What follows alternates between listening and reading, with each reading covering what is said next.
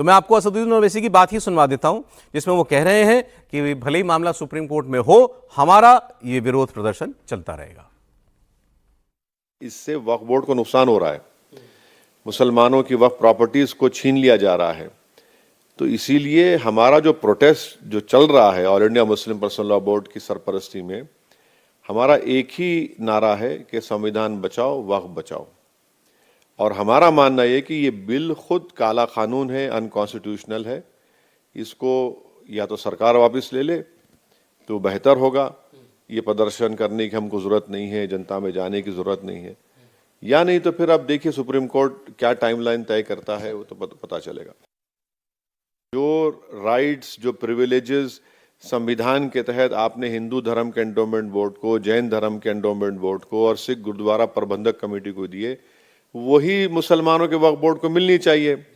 तो आपने उसके ऑपोजिट काम किया, तो जाहिर है तो इसमें तो पूरे देश में तो ये तो इसके खिलाफ आवाज उठेगी ना। जब आप मुसलमानों के ईमान पर, उनकी मस्जिद पर, उनकी दरगाह पर, खानकाहों पर, इमाम बाड़ों पर, हमारी शनाख्त पर, हमारी तहजीब पर हमला कर रहे हैं, तो प्रोटेस्ट तो करना लाजमी है।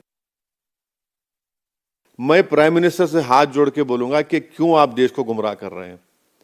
अगर आपने वो बिल बना दिया था जो आपने कहा, तो भाई वो बिल आपने पार्लियामेंट में और फिर दूसरे स्टेक होल्डर्स को क्यों नहीं बुलाया? कितना माने प्राइम मिनिस्टर गुमराह कर रहे हैं।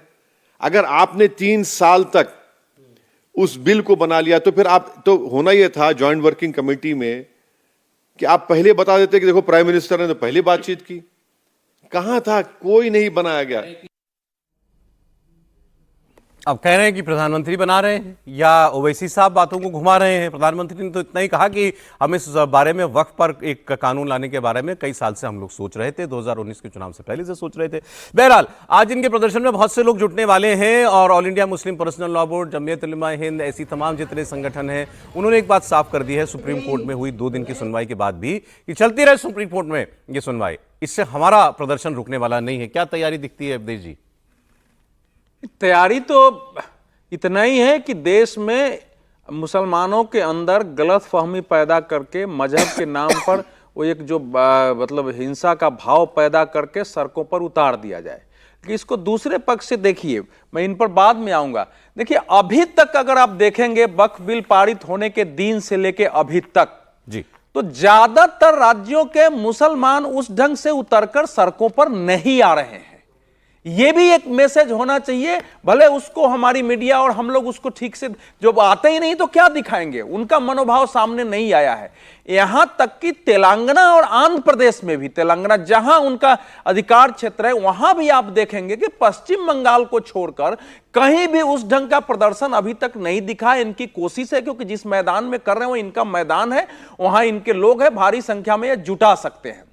इस समय की रणनीति यह है कि भैया इस बार तुम्हारे पास करो या मरो है, क्योंकि एक संगठन all India Muslim personal law board को मुसलमानों के अंदर ही एक बड़ा उनके विरुद्ध विद्रोह का भाव था कि ये बेकार का संगठन है, ये एनजीओ बना के कुछ लोग अपनी दादागिरी चलाते हैं, इससे बाहर निकलो। उसको भी मौका मिला है कि अपने को प्रासंगिक साबित करो। तो इस मामले में ज्यादा से ज्यादा उनको लगा है कि एक बार हमने दबाव बनाया, विरोध किया, तो सुप्रीम कोर्ट थोड़ा सा हमारी बात सुना है, इसलिए सुप्रीम कोर्ट चलता रहे, सड़क पर उतरो, दबाव बनाओ और 1985-86 को याद रखो। यह उनकी एक रणनीति साफ दिखाई दे रही है।